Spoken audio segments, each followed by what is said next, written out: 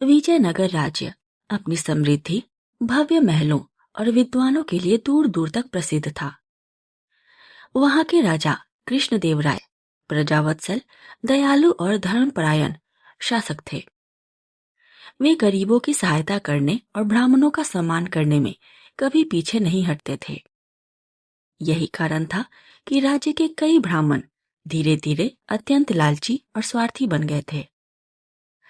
वे अक्सर धर्म, पूजा पाठ और शांति के नाम पर राजा से धन, सोना और बहुमूल्य वस्तुएं प्राप्त कर लेते थे। राजा उनकी बातों पर विश्वास कर लेते क्योंकि वे सोचते थे कि ब्राह्मणों की सेवा और दान से पुण्य मिलता है।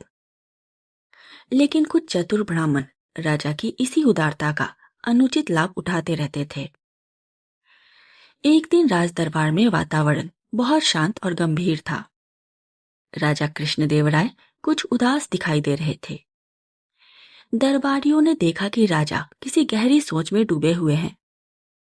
तभी राजा ने धीरे से कहा, मेरी माता को आम बहुत प्रिय थे। मृत्यु से पहले उन्होंने पके हुए मीठे आम खाने की इच्छा व्यक्त की थी, लेकिन उस समय आमों का मौसम नहीं था।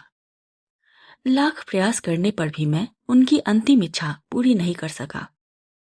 आज भी यह बात मेरे मन को कष्ट देती है। राजा की आंखों में अपनी मां की याद में पीड़ा साफ दिखाई दे रही थी। दरबार में बैठे सभी लोग गंभीर हो गए। तभी कुछ ब्राह्मण आगे आए। वे जानते थे कि राजा अपनी माता से अत्यंत प्रेम करते थे और उनकी आत्मा की शांति के लिए कुछ भी करने को तैयार हो जाएंगे।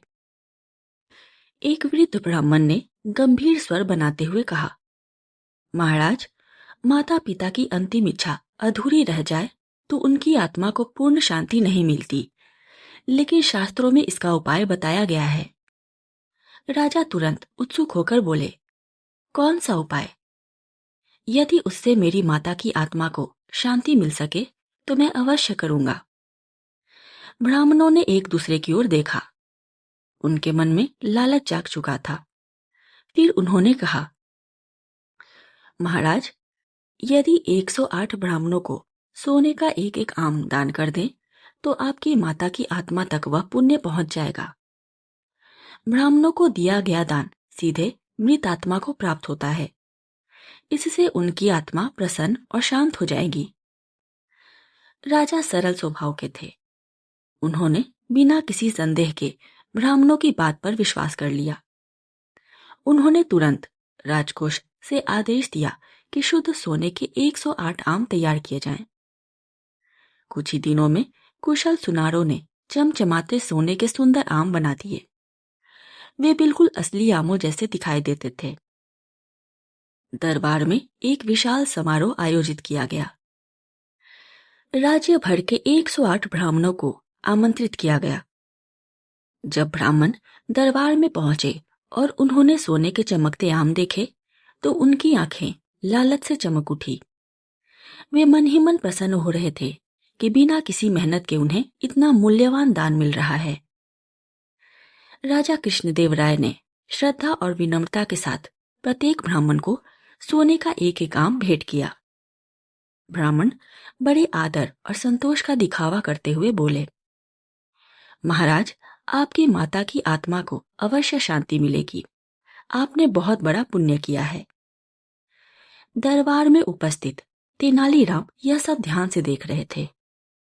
वे समझ चुके थे कि ब्राह्मणों ने राजा की भावनाओं और मां के प्रति प्रेम का लाभ उठाकर उनसे भारी धन प्राप्त कर लिया है। तेनालीराम को यह बात बिल्कुल पसंद नहीं आई।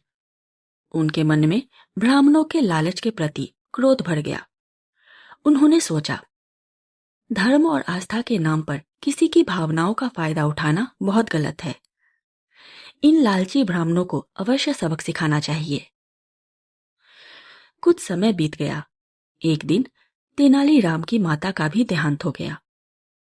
तेनालीराम अपनी मां से बहुत प्रेम करते थे, इसलिए उन्होंने पूरे विधि विधान से उनका अंतिम संस्कार किया। लेकिन उनके मन में अभी भी उन लालची ब्राह्मणों की चालाकी घूम रही थी, जिन्होंने राजा कृष्णदेवराय की भावनाओं का लाभ उठाकर सोने के आम प्राप्त कर लिए थे। मां की मृत्यु के लगभग 1 महीने बाद तेनालीराम ने नगर के 108 ब्राह्मणों को अपने घर आमंत्रित किया। संदेश भेजा गया कि तेनालीराम अपनी मां की आत्मा की शांति के लिए विशेष भोज और दान का आयोजन कर रहे हैं। यह समाचार सुनते ही ब्राह्मणों के चेहरे खिल उठे। वे सोचने लगे, तेनालीराम राजा के प्रिय हैं, अवश्य ही आज भोजन के साथ अच्छा खासा दान और बहुमूल्य उपहार भी मिलेगा। लालच से भरे सभी ब्राह्मण तय समय पर तेनालीराम के घर पहुंच गए। वहां उनके लिए बड़े आदर सत्कार की व्यवस्था की गई थी। आंगन में सुंदर आसन बिछे थे। स्वादिष्ट पकवानों की सुगंध चारों ओर फैल रही थी। ब्राह्मण मन ही मन प्रसन्न हो रहे थे और सोच रहे थे कि आज उन्हें बहुत लाभ होने वाला है। जब सभी ब्राह्मण अपने अपने आसनों पर बैठ गए और भोजन की प्रतीक्षा करने लगे, तभी तेनालीराम धीरे धीरे उठे। उनके चेहरे पर एक अजीब सी गंभीर मुस्कान थी। उन्होंने चुपचाप जाकर घर के सभी दरवाजे बंद कर दिए। ब्राह्मण कुछ समझ नहीं पाए। वे एक दूसरे की ओर देखने लगे। तभी तेनालीराम ने अपने नौकरों को ऊंची आवाज में आदेश दिया, जाओ, लोहे के मोटी सलाखों को आग में लाल लाल गर्म करके लाओ। नौकर तुरंत भीतर चले गए। थोड़ी देर बाद वे अंगारों की तरह तपती हुई लोहे की सलाखें लेकर लौटे। उन सलाखों से धुआं उठ रहा था। यह दृश्य देखकर ब्राह्मणों के चेहरों का रंग उड़ गया। घबराकर एक ब्राह्मण बोला, तेनालीराम, यह क्या हो रहा है? तेनालीराम शांत स्वर में बोले, आज मैं अपनी मां की अंतिम इच्छा पूरी करने जा रहा हूं। इतना सुनते ही उन्होंने नौकरों से कहा, इन सभी ब्राह्मणों के शरीर पर गर्म सलाखें दाग दो। यह सुनते ही वहां अफरा तफरी मच गई। ब्राह्मण डर के मारे चीखने लगे। कोई उठकर दरवाजे की ओर भागा, कोई दया की भीख मांगने लगा। कुछ ब्राह्मण जोर जोर से चिल्लाने लगे, हमें छोड़ दो, यह अन्याय है। लेकिन दरवाजे बंद थे और नौकर पहले से तैयार खड़े थे।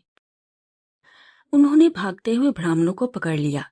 फिर एक एक करके सभी के शरीर पर गर्म सलाखों का निशान दाग दिया गया। पूरा घर चीख पुकार से गूंज उठा। जो ब्राह्मण कुछ समय पहले दान और उपहार पाने के सपने देख रहे थे, अब भय और दर्द से कांप रहे थे। कुछ ही देर में पूरे नगर में यह खबर फैल गई कि तेनालीराम ने ब्राह्मणों को अपने घर बुलाकर उनके शरीर पर गर्म सलाखें दाग दी है। घायल और डरे हुए ब्राह्मण किसी तरह वहां से निकलकर सीधे राजमहल पहुंचे और राजा कृष्णदेवराय से शिकायत करने लगे। वे रोते चिल्लाते हुए बोले, महाराज, तेनालीराम ने हमारे साथ बहुत बड़ा अत्याचार किया है। उन्होंने हमें धोखे से घर बुलाया और गर्म लोहे की सलाखों से दाग दिया। यह सुनते ही राजा क्रोधित हो उठे। वे तुरंत कुछ सैनिकों के साथ तेनालीराम के घर पहुंचे। वहां उन्होंने देखा कि ब्राह्मण दर्द से कराह रहे हैं और तेनालीराम शांत भाव से खड़े हैं। राजा ने गुस्से में ऊंची आवाज में कहा, तेनालीराम, यह कैसी मूर्खता और निर्दयता है? तुमने ब्राह्मणों के साथ ऐसा व्यवहार क्यों किया? तेनालीराम ने विनम्रता से हाथ जोड़कर उत्तर दिया, महाराज, मेरी माता को जोड़ों के दर्द की भयंकर बीमारी थी। मृत्यु से पहले उन्हें असहनीय पीड़ा हो रही थी। अंतिम समय में उन्होंने इच्छा प्रकट की कि दर्द वाले स्थान पर गर्म लोहे की सलाखें दागी जाए ताकि उन्हें दर्द से राहत मिल सके और वे शांति से प्राण त्याग सके। लेकिन उस समय उनकी यह इच्छा पूरी नहीं हो सकी। राजा आश्चर्य से तेनालीराम की ओर देखने लगे। तेनालीराम आगे बोले, महाराज, जब ब्राह्मणों को सोने के आम दान देने से आपकी माता की आत्मा तक आम पहुंच सकते हैं, तो मैंने भी सोचा कि इन ब्राह्मणों को गर्म सलाखें दागने से मेरी मां तक उनका उपचार अवश्य पहुंच जाएगा। तेनालीराम की बात सुनते ही कुछ क्षणों के लिए वहां सन्नाटा छा गया। फिर राजा कृष्णदेवराय अचानक जोर से हंस पड़े। अब उन्हें पूरी बात समझ आ चुकी थी। उन्होंने ब्राह्मणों की ओर देखा जो शर्म से सिर झुकाए खड़े थे। उनकी लालच और चालाकी सबके सामने प्रकट हो चुकी थी। कोई भी ब्राह्मण तेनालीराम की बात का उत्तर नहीं दे पा रहा था। राजा ने मुस्कुराते हुए कहा, आज तेनालीराम ने तुम लोगों को बहुत बड़ा सबक सिखाया है। धर्म और आस्था का उपयोग किसी की भावनाओं का फायदा उठाने के लिए नहीं करना चाहिए। उस दिन के बाद ब्राह्मणों ने राजा को झूठे उपाय बताकर धन ऐंठने की हिम्मत फिर कभी नहीं की। और इस तरह तेनालीराम ने अपनी बुद्धिमानी से उन लालची ब्राह्मणों को ऐसा सबक सिखाया जिसे वे जीवन भर नहीं भूल सके।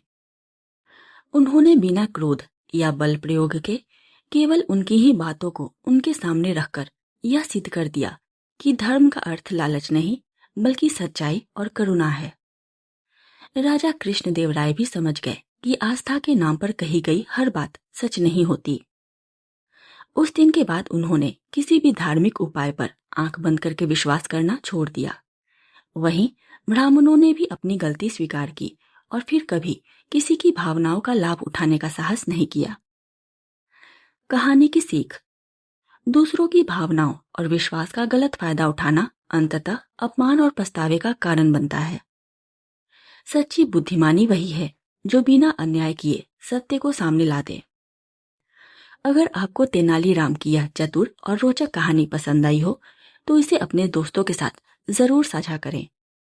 फिर मिलेंगे एक नई लोक कथा, नई सीख और नए रोमांच के साथ। तब तक के लिए नमस्कार।